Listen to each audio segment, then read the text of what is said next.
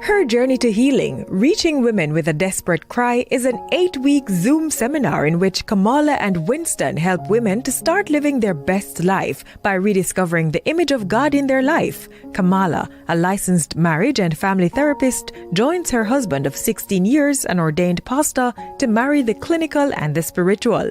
You will begin living your best life filled with love, joy, and peace. Register at kwministries.net for this life-changing seminar.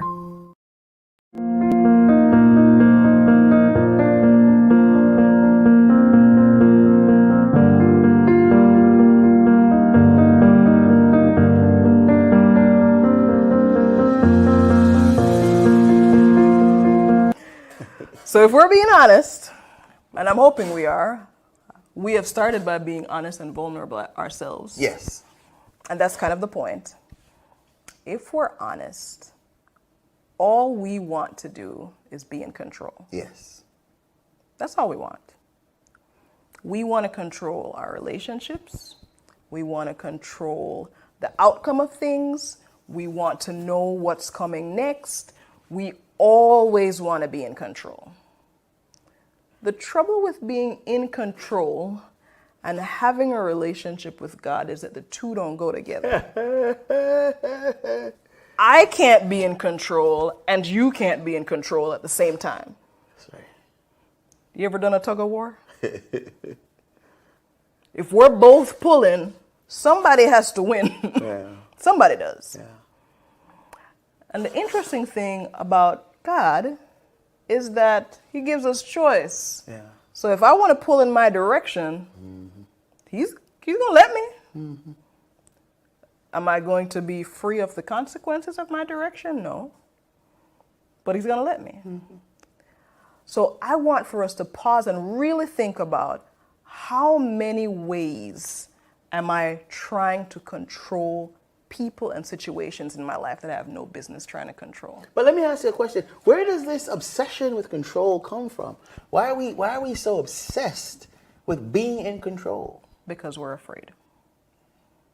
Because we're motivated by those three demons. Fear. Fear. Shame. Shame. And guilt. And guilt.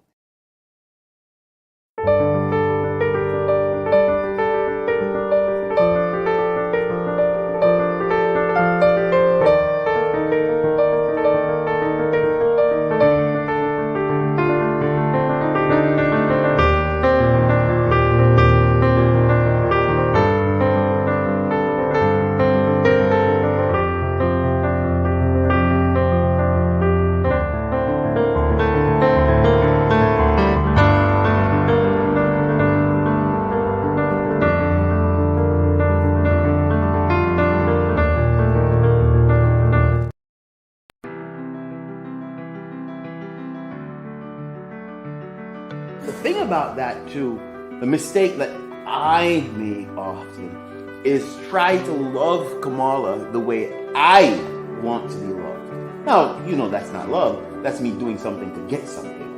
Let me say it again. When you try to love someone the way you receive love. So, for example, if I hear some good news and I get excited, I get really, really excited, and so if somebody tells me good news, I'm gonna get excited. I'm gonna get excited with that, and then I get mad because they're not getting excited. Well, that's really selfish. That's not reaching the person where they need to be met, but rather reaching the person where I need to be met in hopes of getting something in return.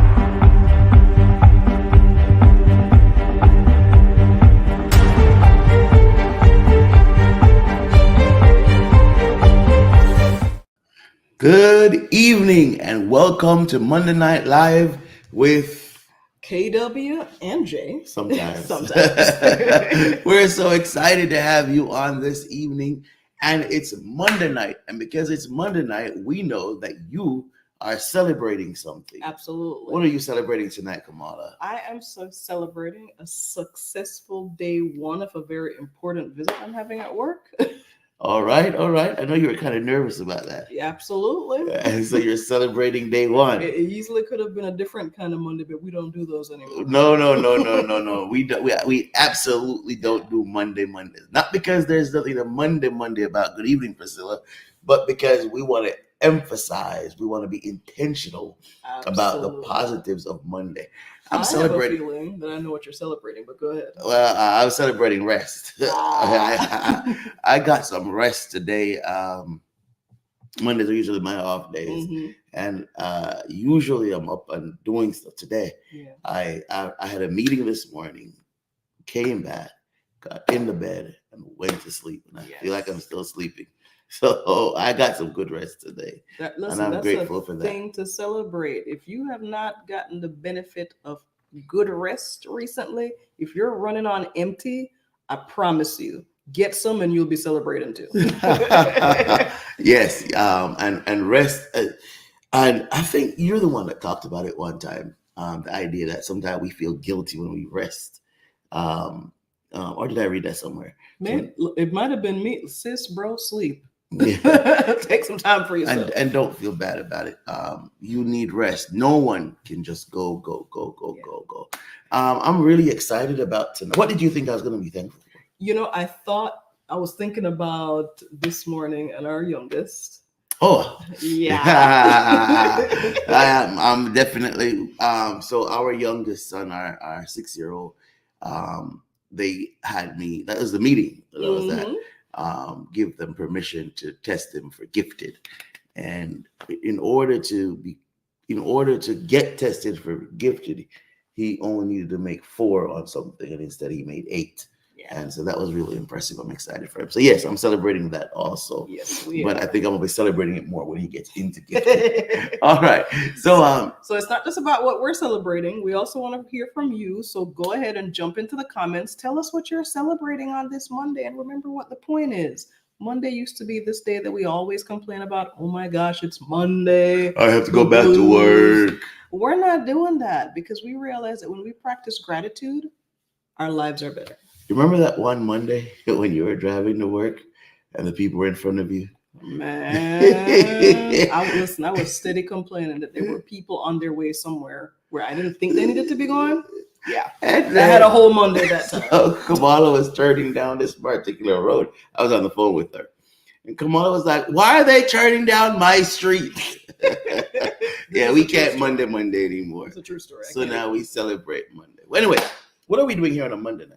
Well, if you are joining us for the very first time and you are first being welcomed into the KW space, we are a platform where we just want to be a medium for people who are going through times of desperation, reaching people with a desperate cry. And that came out of our own personal experiences.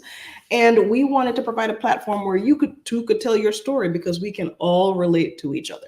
And many of the stories we've heard are from people who have been through some stuff and learned some really, really important lessons. And I think tonight will be no exception. No different. I actually think tonight you're in for a really, really good treat. Absolutely. And what I love about tonight, Kamala, we're all in for a treat because I know the basics of the story. This young lady gave birth in prison. Yeah.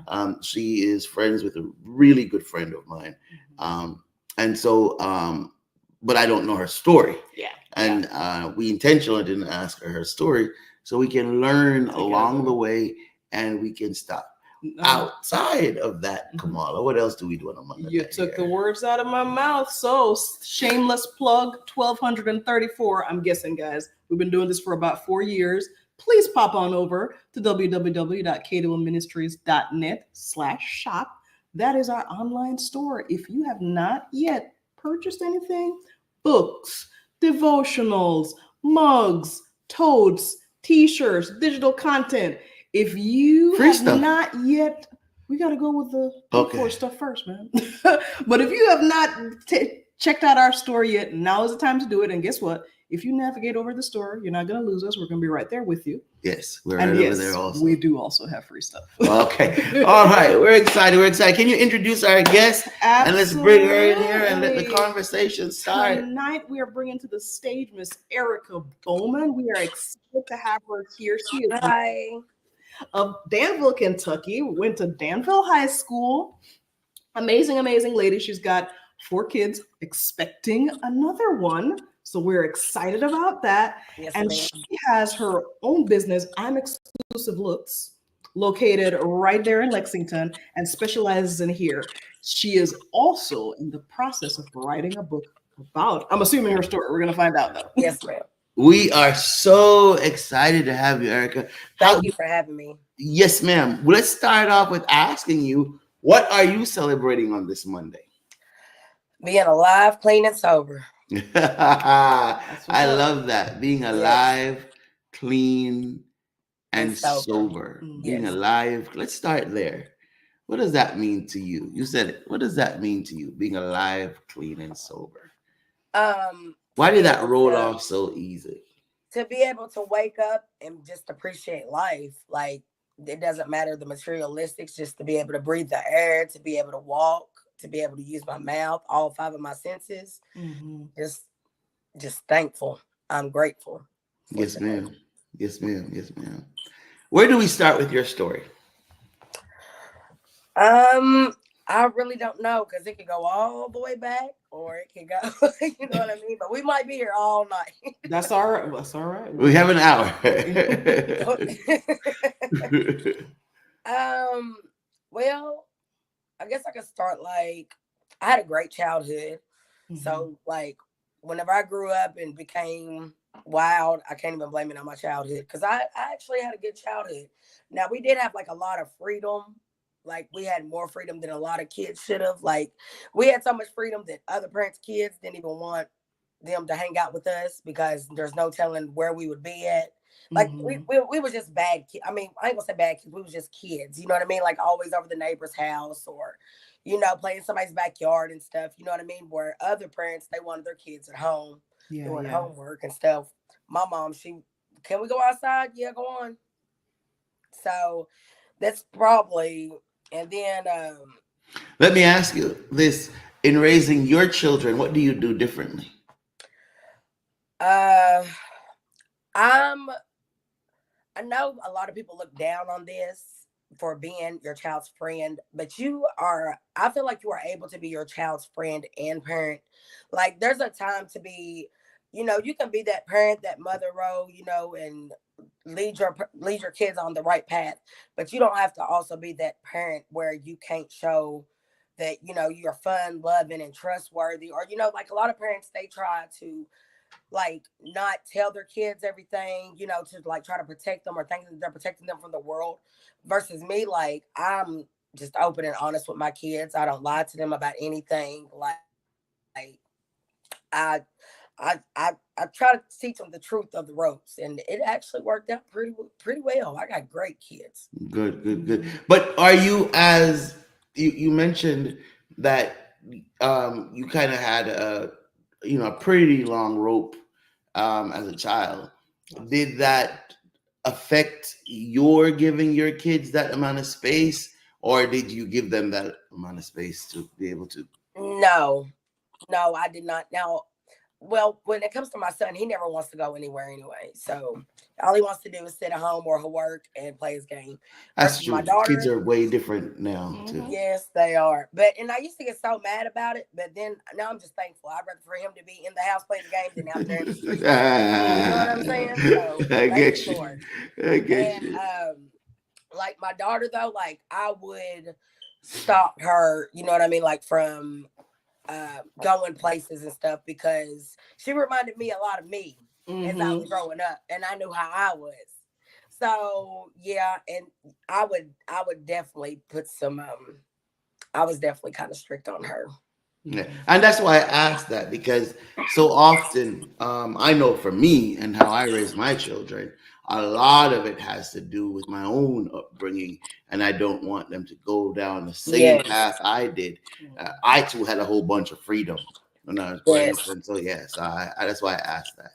See, I also was young. Like, I got pregnant at 15, had him at 16, pregnant at 17, and had our age. I graduated with 2 kids. So I was a baby raising babies, you know what I mean? And then, like, you know, like, skipping ahead, like, I ended up going to prison when I was 19. No. Okay. No. I'll wait. But what I'm saying is like, like, as of now, like, you know, like, the relationship I have with them now, and, like, you know, over the years, Like Mhm. I'm a lenient mom, but I'm a strict mother also. But when it comes to this baby right here, it's about to be a completely different ball game. Well, let's rewind then, Yep. because you just Okay. dropped bombs and then just moved on. So you had started with the statement that you had a great childhood, and you Yes. don't feel like that childhood um, is what influenced things that happened later on. So you're talking about just growing up and having that freedom, and then where did we go? It could have influenced it as far as being free and seeing things that a child my age shouldn't have been seeing, or Mhm. like every weekend, like we lived in a nice big house, so like my mom would have she was off on weekends. My mom would have her friends over, they would party. I'd have my friends over, we'd have like slumber parties, and then my brother, he'd have his parties. And like my brother was a teenager, we was young, we was like nine, Mhm. 8 and 9. And then my mother had her, so there was all age groups in the house like every weekend. So that could definitely influence it. You know what I mean? Even though it was fun at that time, it was Mhm. partying and things that was going on around children that shouldn't have been going on. Yeah, yeah. You said you got pregnant at 15. How was that? Not how did you Um, get pregnant? How was being a mother at that young age?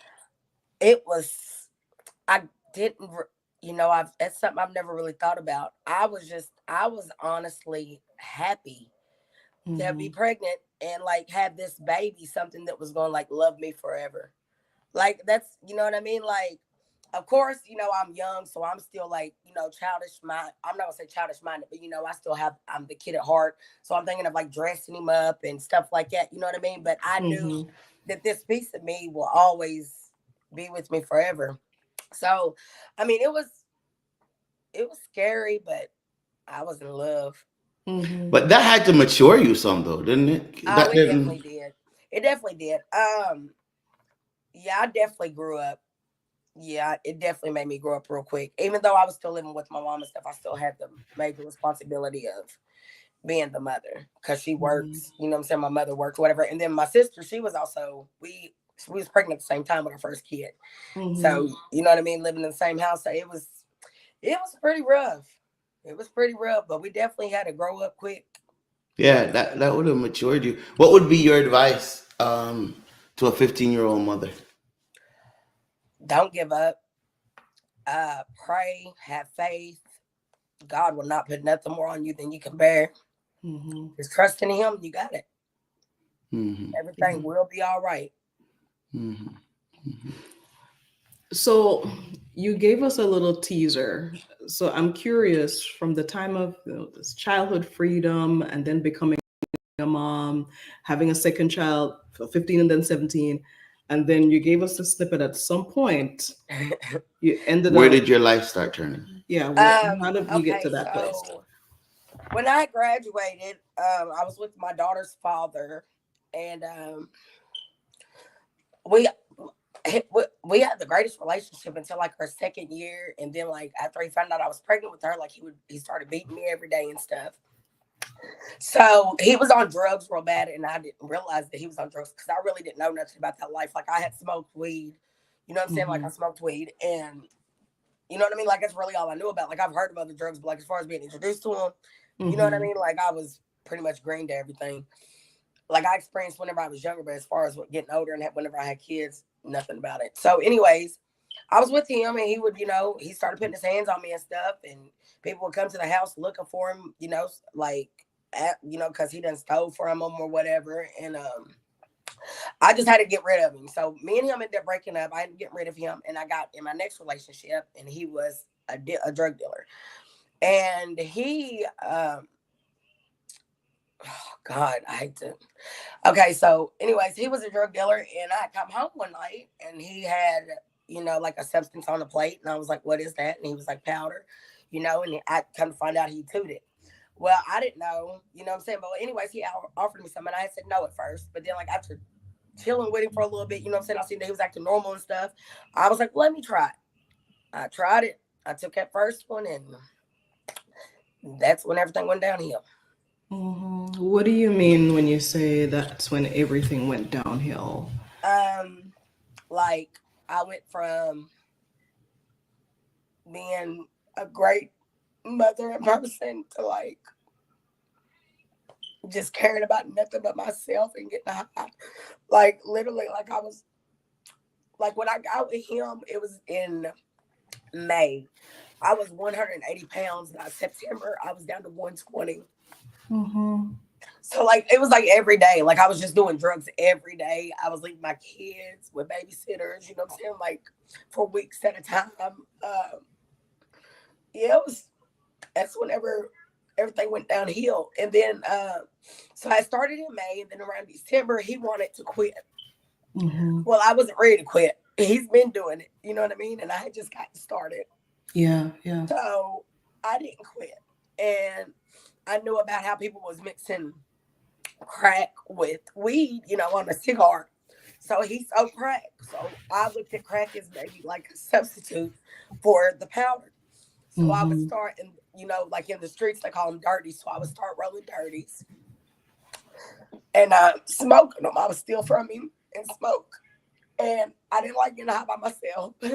So I would pay the neighbor across the street. I would give her dope to get high with me, just to not tell on me. Like when I could have just sat there and did it by myself. But then come to find out he was paying her to tell on me. So she was getting paid both ways. But anyway, so it just took a toll on a relationship. And then I was in college at the time. We was living together, and I had called him one day, and I was like, because he was supposed to be there to pick me up from school. And I was like, are you going to pick me up? And he was like, pick you up? He was like, I'm back with my baby mama, and hung up.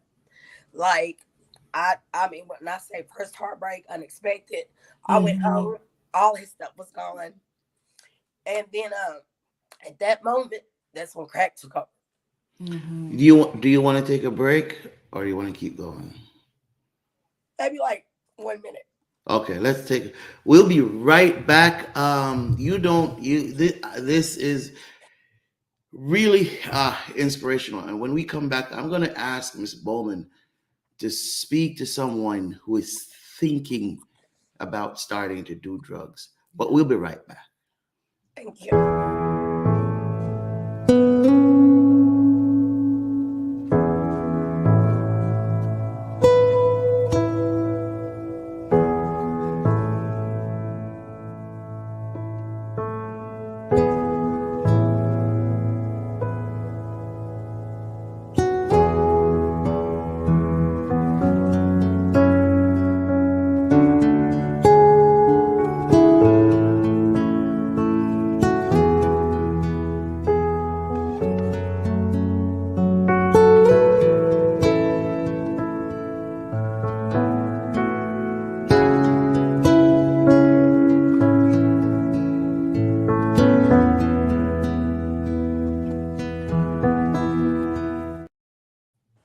There's a commercial that used to say, "Don't leave home without it." I think it was MasterCard. And at the end, they would say, you couldn't put a price on it. A price could not be put on what you and your wife did for me this week. And welcome back, everybody. We've been chatting with Erica Bowman about just her experience, and the question that she's going to tackle is, what she would say to someone else who is thinking about going down this road. And I just want to say to Erica before she gets started that what an amazingly brave and phenomenal thing you're doing tonight, sharing your experience, strength, and hope, right? And Miss, we got you back. You're back. I can't hear. Can you hear us now? It's okay. We'll be fine. She'll be right back. We lost her for a second, but she'll be right back. And this is how I know stuff's gonna be good when stuff like this start to happen. But she'll be right back. And what I want to ask. I don't know what happened. Can you hear us now? Yes. Good. No, I like when stuff like that happens because that tells me how good it's gonna be. Yeah. Okay. What I was saying to you before you tackle the question about what you would say to somebody who is thinking about going down this road is that I think it's just so amazing for you to share your experience, strength, and hope, right? Yes, absolutely. the journey of your life is such an inspiration to so many others. Yes. And Miss Thomas said, I'm so proud of you. God bless you. Thank you. All right. What would you say to someone who is thinking? You remember he offered you this thing and you thought about it. What would you say to someone who's in that process? If you got to think about it, more than likely you shouldn't do it. Mm-hmm. For one. Secondly, don't do it.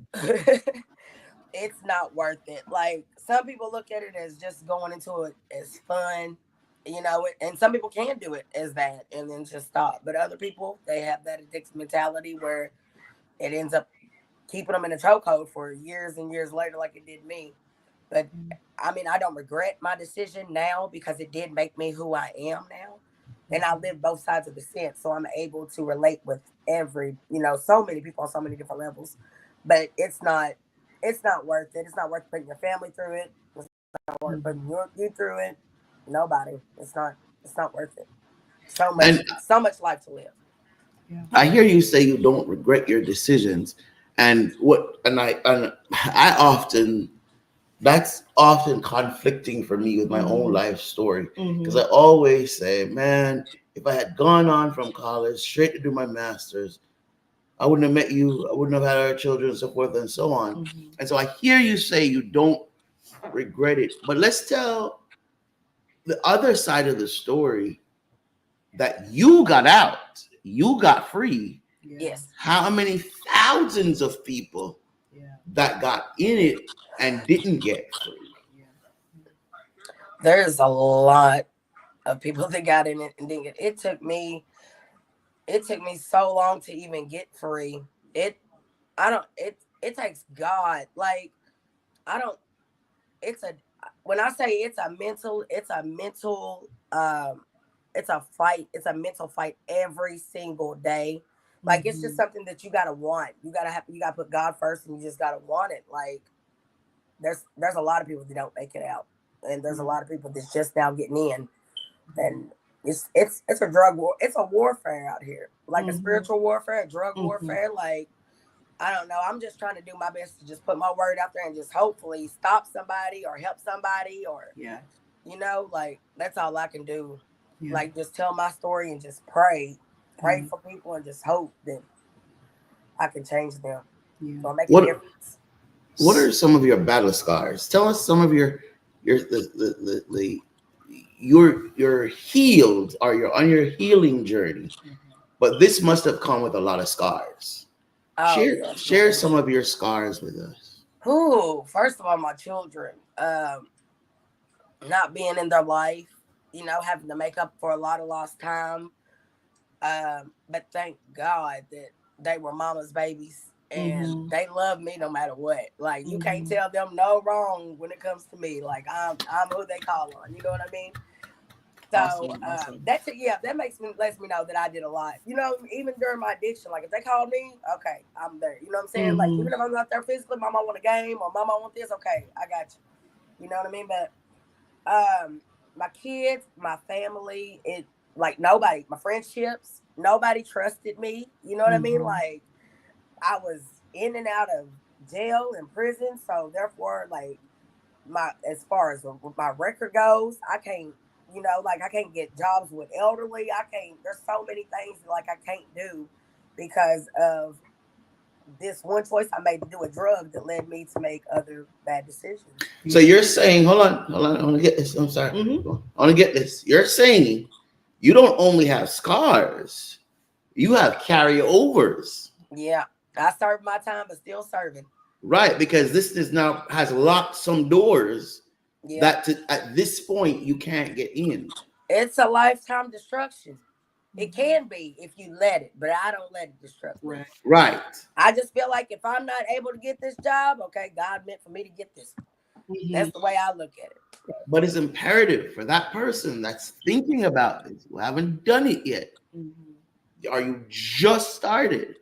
It's important that you hear this. Yes. That even if you get out, and even if you get what I heard you say was alive, clean, and sober. Yes. Still some doors that you might not be able to get in. Yes. And that's critical for you to hear if this is something you're thinking about doing. Yes. So, Erica, Yes. what's the next place that you want to take us in your story? So I stopped where that's when crack took over. Mm-hmm. So I used to smoke my dirties or whatever, and then one day I didn't have anything to smoke in or roll up in, and the neighbor I would pay to get high with me had a pipe, and she was like, "Here, hit it off this," and then from that moment on, like I realized I wasn't thinking about him, I wasn't crying. You know what I mean? Like this was my medicine. You know what I mean? Like Mm-hmm, mm-hmm. so it got to where I was literally. It went from doing it like probably once a month to twice a month to probably twice a weekend to every weekend to every day. Mm-hmm. Like to where like I was just trying to numb this feeling of hurt. Like I was a baby. I was 19. I ain't never been in love or experienced a heartbreak. I couldn't understand why he just left me. Like, you know what I mean? Yeah, I understand that I did start using drugs, but like you introduced me to them. You know what I mean? That was my whole thing. Like, how could you give up on me and you're the one that? Yeah. So yeah, like. Don't leave that. I'm not. I thought you were gonna stop there. Hold on. I thought you were gonna stop there.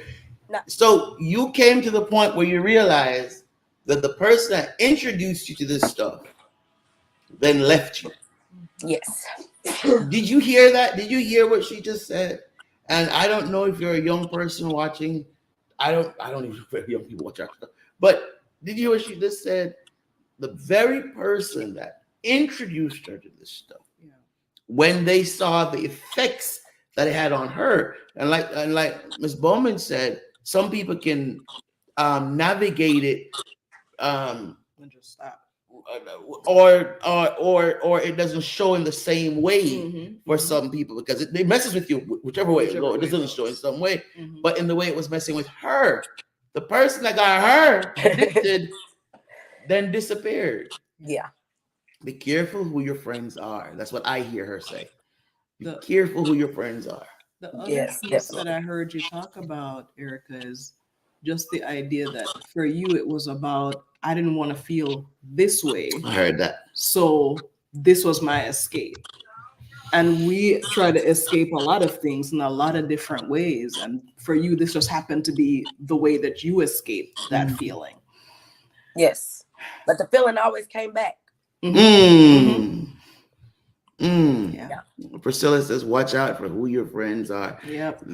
And you just said that. It numbs it for the moment. Talk about that. Take us through right. You're going through this hurt. You grab this thing. It numbs. You come out of it. Talk us through that part of it. That back and forth. I would come out of it. Well, see, like I said, it started in the beginning. Like I would do it like once a month. Like whenever I first realized that, you know what I'm saying, like it numbed me. I probably got high for like all that whenever that first day I hit the pipe. I probably got high all that day, stayed up all night, went to sleep, and then went home. You know what I mean? Like, or like my mom would, babysit, have my son all the time, or the babysitter. So probably when I got my kid, then come home, be normal. And then as soon as I start, getting back in my feelings, drop the kid off, you know what I mean? But then it got to where I could, the feeling was overtaking me every day. You know what I mean? Like I couldn't shake the sadness for nothing. So I would get high, I'd come down, that sadness would overtake me. I'd start crying and stuff again. So I'm gonna get high again. Like it was just a repeated cycle of hurt and pain, like from love to drug destruction. It was over and over to the point where it ended up not even about numbing myself. It was just about I wanted to get high.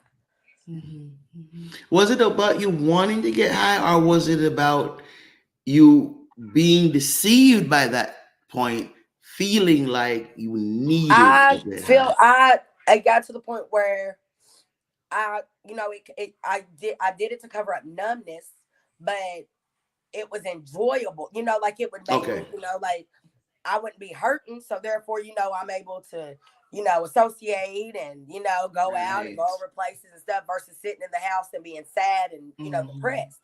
So then, mommy, so Erica, so mom, was it that she was? I'm sorry, Kamala. Was it that she was trying? Was it that she was just being bad, having fun, or did it eventually become a coping mechanism for her? Of course, it's not about being bad and having fun. It's about coping in a way that, gosh, it just makes sense to you at that point. Right, because when I'm Because not doing it, I'm sad and I'm at home. right, I'm enabled now to go out and do all the other things that I want to do in life without feeling trapped within my So own it becomes a emotions. motivating factor, except it's motivating in one sense and then destructive on the other sense. Exactly. Does that sound like that's about right, Erica? Yes, definitely. Definitely. Because it got to the point where I felt like I couldn't do anything unless I was high. You know what I Yeah. mean? Like I didn't want to even go Walmart unless I took a hit before I walked in. You know what I mean? Yeah. Or I became very codependent on Mhm. on on crack. Absolutely. So while this was going on, is this kind of what led to the path of Incarceration. incarceration? Definitely. So after he had left me, and then I ended up getting on the pipe and started doing it every day. I ended up,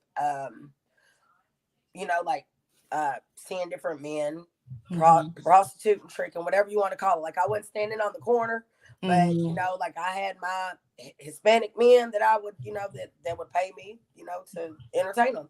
So I ended up getting pregnant, and I did not quit smoking crack. So I ended up giving birth to a baby born addicted. And 2 years later, um, they ended up, Commonwealth ended up pressing charges. Well, come to find out that I don't know what the sheriff, well, she was the sheriff at the time, and her wife was going like trying their hardest to adopt a baby. So they literally pressed Commonwealth for 2 years to put charges on me to try to get my baby, not realizing that I had already adopted my child out. So 2 years later, they end up coming out with a warrant: criminal abuse and wanton endangerment. Criminal abuse, class C. I got hit with a violent offender. Um, so usually people get hit with like wanton endangerment, neglect. I was the first and only known case in Kentucky for criminal abuse, wanton endangerment. 85%, 5 years. Um, Ended up, so whenever I gave birth to her, and then 2 years later they came up with a warrant, and that's whenever I had went to actual prison. But I had already been in and out of jail, like when I was 19 and just started smoking or whatever. Mhm. Like I had filled out some prescriptions for somebody. I didn't know they was forged, and went in there and got some hydrocodone, the syrup or whatever. And I ended up going to like two or three different places. On the third place, I was like, something ain't right about this, because like, well, for one, why would y'all just get them filled all at the same place? Right, So right. I ended up dropping it off at the prescription at one place. And then, so I called my people the next day and I was like, look, I don't feel right about this. And he was like, look, you already got this one dropped off. He was like, let's just go pick it up. He was like, and just go on and get, clear the air. I was like, okay. So when I was going to go pick it up, the detective was sitting there waiting on me. And that was my very first arrest for forged prescription, forged instruments. And I ended up getting hit. Don't rush. Okay. My wife, in full transparency, she cautioned me. She said, "So when you don't feel comfortable, just move on," because she says she doesn't want for us to. She doesn't want for this to be too triggering for you. No, everything, it's fine. This is my first time like openly telling my story. Like I've told it to like friends or like a person, but as far as like a platform, yeah, this is new. But I feel like I need this, so I'm okay. Okay. Okay. I'm All okay. right. How did it feel that first time when you pulled up there and you saw the detective? Remember, you called the person and you said, I don't want to do this anymore. Yeah. It doesn't feel right. You didn't listen to that thought yourself. You didn't trust yourself. No. You trusted that person, and then the detective was there. Talk to us. Talk us through that. So I walked up and I went to go pick up the prescription, and she was like, okay, it'll be ready in like 15, 20 minutes. I should have known right then, because if I dropped it off in like 4, it should have been ready then. So I was like, okay, I'm gonna go shopping or whatever, So I went, shopping around Walmart, came back 15 minutes later to pick it up, and this tall man came up to me and was like, are you stop, Daisy? He was like, are you Erica? And I'm like, who are you? And he was like, I'm detective. And I was like, oh shoot. And he was like, you got any more prescriptions in your purse? And I'm like, Like I'm not knowing, I'm so green to everything. So I just open up my purse and there's like the ones that they have put in my purse before. So it was like Mhm. 12 more prescription papers in there. You know what I mean? And he was like, yeah, just come with me. And I was like, am I going to jail? And he was like, no, you're not going to jail. He's like, I'm just going to try to figure everything out, blah, blah, blah.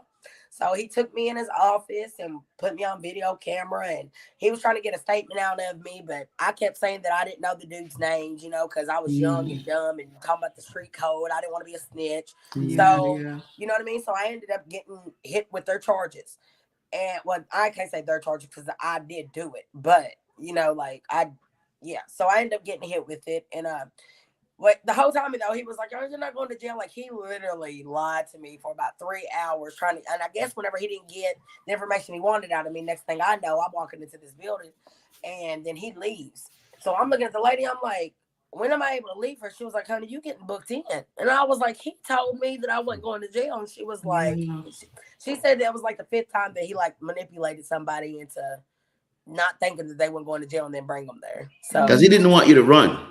that's what it was. Because he didn't have me Mhm. under, he wasn't charging me at that moment, but then Right, whenever I right. didn't get the information they wanted, then he decided to charge me. So yeah, then after that, I ended up getting out on probation, and I didn't follow the rules to that, so I was on the run. I'd go Mhm. back. The first time I went for like 30 days, then the second time was like for 9 months. And then the third time, like all this was for the forced prescription forged instrument. Like they kept letting me go. Like obviously you can see that I got a problem. You know what I mean? Like, Yeah, but yeah. they kept letting me go. Like I feel like that's the way the system is set up though. Like, well, never mind. I'll be jumping ahead. Can I just say one thing? It's not actually jumping ahead, but like one day, like whenever I was in prison, I tried to sign my serve out papers because I knew I could walk paper.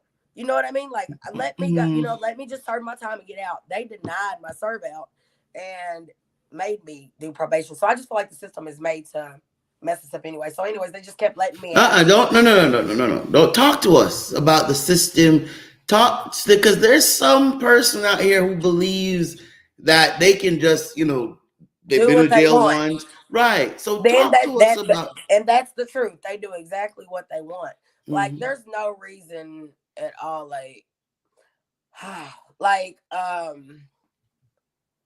I don't even know where I was going with that. But I feel like the system is created to trap us and to keep because they get paid for it. They get paid for each person in prison. Like if you watch 13th Law or read these books, you could like the prison was made for illegal slavery. Like I was literally in there working at the warehouse place, like doing CDs and like things that people was probably getting paid $50 an hour for. We was getting paid 35 cents for it. You know what I mean? Like Mhm. it's the whole system is just made to destroy us. I feel like and then once you're in the system, there's no getting out of it. You know what I mean? Like they're gonna pinpoint you for everything. You're always looked at as a criminal or something. Yeah, yeah. Mm.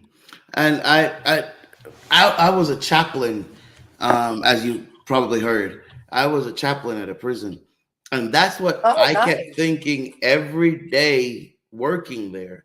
That uh, this is this is slavery. This It is is legal slavery. right. And I got paid.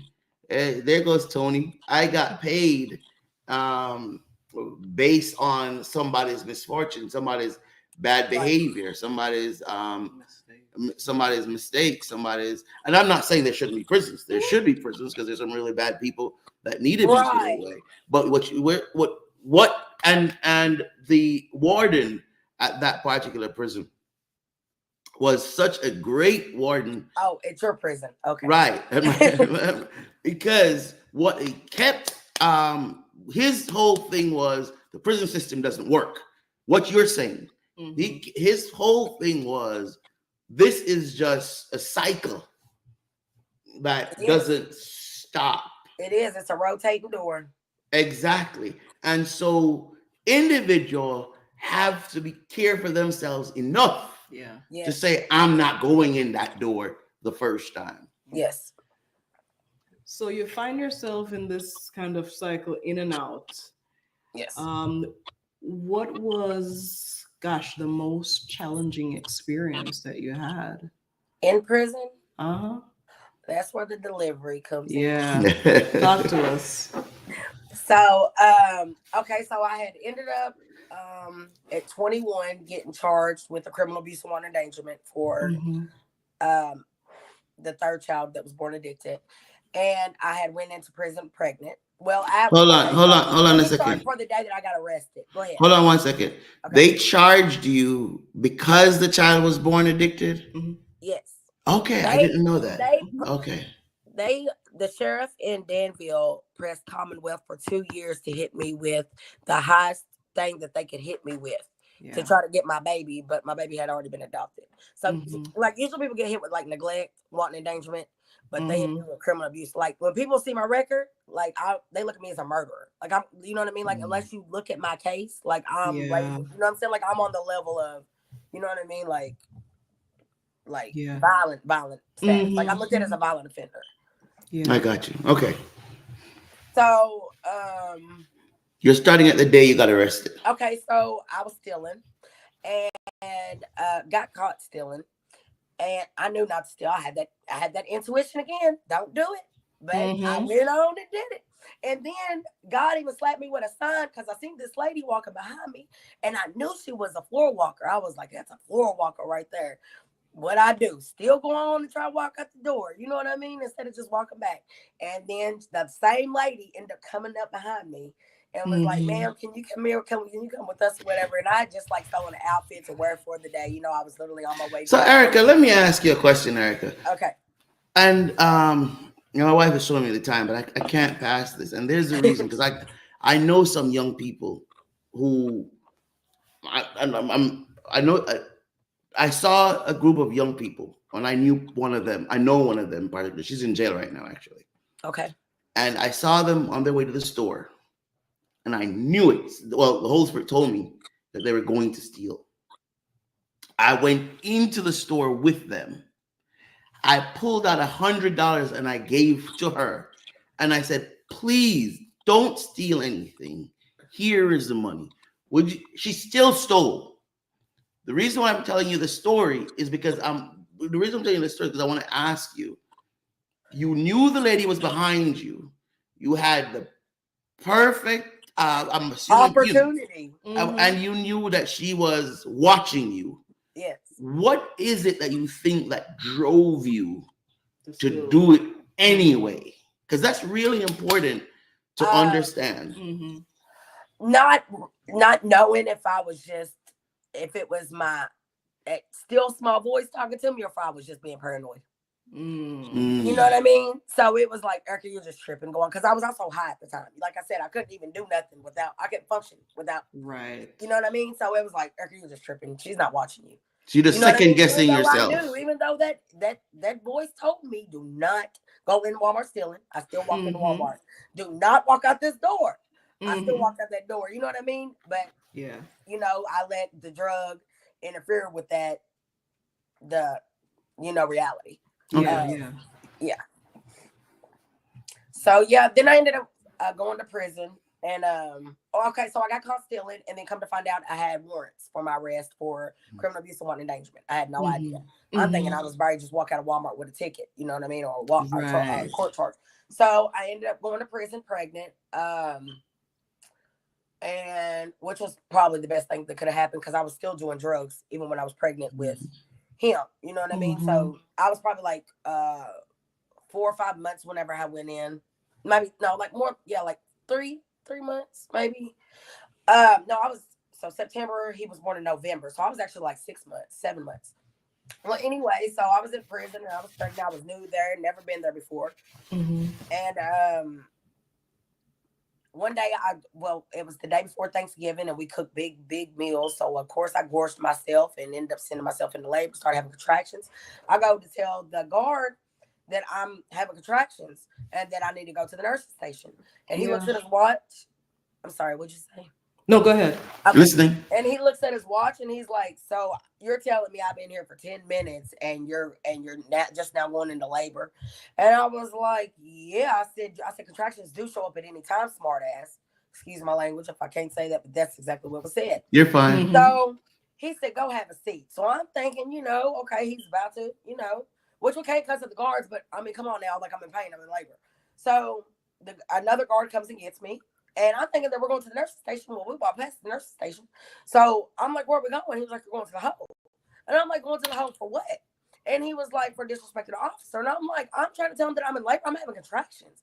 And he was like, well, you're going to have to take that up with the adjustments. Whenever I go to court call, Wow. that's like a week from now. You know what I mean? It could be like a week now. So I go into the hole and I'm having contractions. I go in there about 5:30. My contractions probably like an hour and a half apart. And like I'm every time a contraction comes, I'm like banging on the door, help, please, somebody. Like I got, I'm in labor. Please take me to the hospital. Like the whole walk, everybody that was on the walk, they was like, y'all need to take this girl to the hospital. The nurse comes in and she was like, I'm sorry, Miss Bowman, we can't take you to the hospital unless your water breaks. I'm like, my water has never broke on its own. If it breaks on its own, the baby's coming right after. I was like, they've always had to break my water and then the baby comes right after. She was like, I'm sorry, Miss Bowman, there's nothing I can do. So I literally sat in the hole from 5:30 until 3:00 in the morning. I was like, by 3:00 in the morning, my contractions was back to back. I mean, I am crying. And that's pain. I am crying. I'm screaming. I'm begging, banging.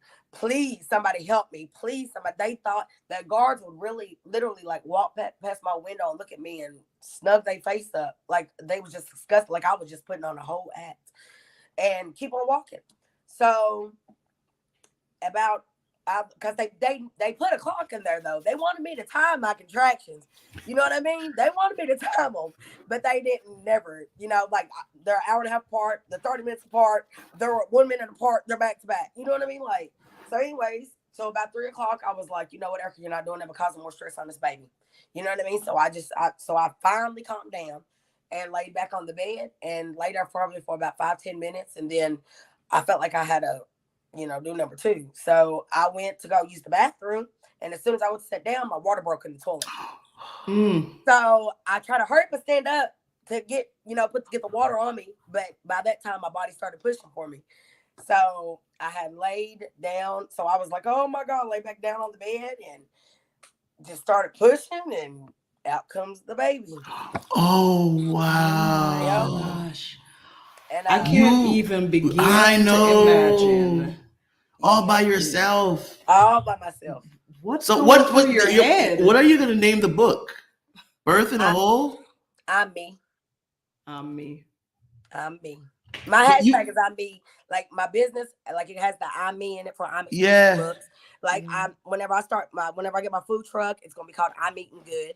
You know what I mean? Like I'm me, because I feel like it's for one, the book is about me. And I'm just gonna keep it as real as it comes. There's things people they're gonna, there's gonna be more jaw droppers in there, but you know what I mean? Like it's just about me. You gave birth in the hole. Yeah. By myself. So by yourself. He came out and he, started crying, and everybody on the walk was like, oh my God, the baby. So, I was at peace at this moment, Well, no. Okay, so he's still attached to me, to the building. Yeah. Like I'm not sick. I've never seen myself give birth to the sac, the placenta, you know what I mean? Like, so I'm thinking that, he's like still, so something's wrong. So I'm sitting there trying to pull the placenta out of me, not knowing that, you know what I mean? And then I try to tear the umbilical cord, you know what I'm saying? Because that's all I know. I know they cut it. You cut it, right. I've never been on the other side watching to see what happens. So anyways, after so long, you know what I'm saying? I just took my blanket and wrapped him up, and then they heard him that he started crying. And he's like, what? So then finally the guards came up and was like, oh, she wasn't lying. And this one guard, I love him to death. I know he wouldn't get mad for saying his name, Mr. Steinman, because he was the one that was like really wanting me to get to the hospital, but he was like, there's nothing I could do without, upper level telling me to do so. He come in and he was like, oh my God, we are in trouble. He said, you hot? Who was hot in here? You want something to drink? You can't be offering me nothing to drink, Mr. Steinman, but I thank you though. But yeah, they all rushed in. Then the nurse walks in after she's denied me 100 times. She was like, well, Miss Bowman, you really did have a baby. What is it, a boy? What did you name him? and I was just like tailing, like I was just so much at peace that What gave you that peace? What? Yeah. I was at peace because, for one, I was out of pain, but my baby was okay. You know what I mean? Yeah. Like, here I am in prison in the hole, like, and here's this life. You know what I'm saying? Like, in this dark, dark place, there's this light in front of me. You know what I mean? Like, they just made everything better. Everything that I just went through. Yeah. What are some of the stuff that were going through your mind as you looked at the baby? Thank you. Mhm. Like, I don't know. Like, it was just indescribable. Like, I mean, I guess anybody's, first thought or, first feeling and thought whenever they hold their child in their hands, you know what I mean? Like, just speechless. Wow. Speechless. I feel like, and tell me if I'm wrong, but I feel like this is the moment that marked a change. Yeah. Am I right about that? Not at all. Not. Because I had just started prison. I had 4 more years to go. Yeah. Oh wow. Yeah. So no, that's not even icing on the cake. Wow. It's the tip of the iceberg, but it ain't. Yeah, but no, that's definitely not when change So happened. But you kept the changed baby. my outlook as far as being treated, how people treat you, and how people look at you, and like how people just base you off their own decisions instead of taking the time to actually listen and realize you're telling the truth. You know what I'm saying? Or they could have helped you or did something differently. You know what I mean? Did they apologize? No, not at all. Not at all. They thought I was going to sue them. And if I could have, I would have, but I didn't. My family didn't know nothing about no laws and stuff, like that. You know what I mean? Like the ones I reached out to. I wrote at least 7 lawyers and I only got 2 responses back. And they said I couldn't sue on what could have happened. I could only sue on what did happen since nothing was wrong with me or the baby. But I also feel like they didn't take the time to read my whole letter. You know what I'm saying? All they see is an inmate writing from prison.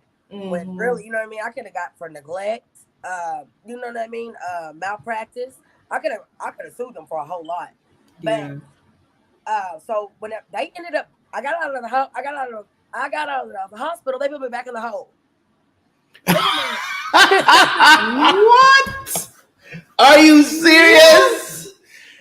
Yes. So with the baby? I was telling the truth. They still put me back in the hole. With the baby? No, I wish. Oh. I mean, not really, but yes. Right. So, no. While I was locked up, I was enrolled in this program called Operation of Open Arms, and they keep your baby until you get out and are able to take care of the child. So Operation Open Arms had the baby. So that's where I was getting at. Like, you're not even, if you're in the hole, you can't have no visits at all. So I wrote the warden whenever I had got back. And because you get it's like 48 hours later after you get out of the hospital, you get that first visit with your child. So I wrote the warden and I was like, look, I don't plan on suing you or anything. All I want is that first visit with my child. Yeah. They ended up, Mr. Foster, he ended up coming to the door and was like, I was just laying there looking at my baby's picture like 2 days later after I wrote the letter. And I was just, because they let me keep, like that birth print or whatever picture. So I was just sitting there just looking at him, and Mr. Foster comes up to the door and he's like, you want to see your baby? And I was like, yeah. And they ended up allowing the visit. Yeah. So I kept my word as far as not pursuing anything. Yeah.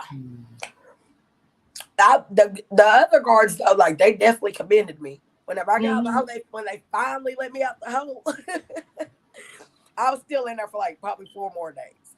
Did you give them a hard time? No, I'm not that type of person. Like, I don't hold resentment or grudges. You know what I mean? Like, I just don't. I forgive and just move on. You know what I mean? Like, there's no reason to be angry at nobody. Like, but Mr. Hyman though, he didn't like me no more. You know what I mean? Like, I don't even think it's because he realized he knew I wasn't lying. I think it's just because I called him smart ass. You know what I mean? Like, But he probably got in a lot of trouble though, He did. He was still working there. Nothing happened. He didn't get suspended. Nothing happened to that man. Yeah. They probably chewed him out though. But that's definitely whenever I realized that people do not treat you the way that you treat them, or you know what I mean? Like, you can't, people aren't who you are. You know what I mean? Because somebody tells me they're in labor, okay, let me call the nurse station. But he's paying all something, nothing against you, But he was a man, you know what I'm saying? So he can't actually understand what a woman is going through when it is. But there's still no, yeah, it was messed up.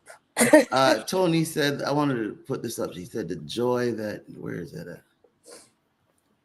Where is it? Book title, Lego. Where is it? Is that the one you're No. looking for? Tony said, the joy that God gives us never ends, regardless where we are or whatever our situation. That I think that is such a important point. I'm thinking of a text in John where it says, when Christ leaves, the disciples' sadness would be like a woman in labor. But when she's given birth to her child, that pain is gone. And that's what life will be like when Christ comes back. And I will tell your story anytime I preach that. That's for sure. You are such a strong person. Thank you. I'm just echoing all the comments that I'm seeing. Yes, are you reading these comments? I can't see nothing. Okay, hold on. We got to read them to you then. I'm so proud of you. Who's that? That was Season Bowman. I'm so proud of you. Sis. Love you. Miriam says, Erica, you are one of the strongest women I know. Love you, Miss M. There you see Shauna on the screen. I'm so glad that you're telling your life story, Erica. I love you, girl. Sharna, I love you, Erica. I'm so proud of you. Best friend, so beautiful. That's Sharna Coleman. Natasha on the screen there. She's such an inspiration. I sure do love her. Life will continue to bless you, my girl. Yes. And Tony, I just read what she said. Will you come back? Absolutely. Because I want to hear how what Kamala said was that when your life started turning around. I want to hear the turnaround.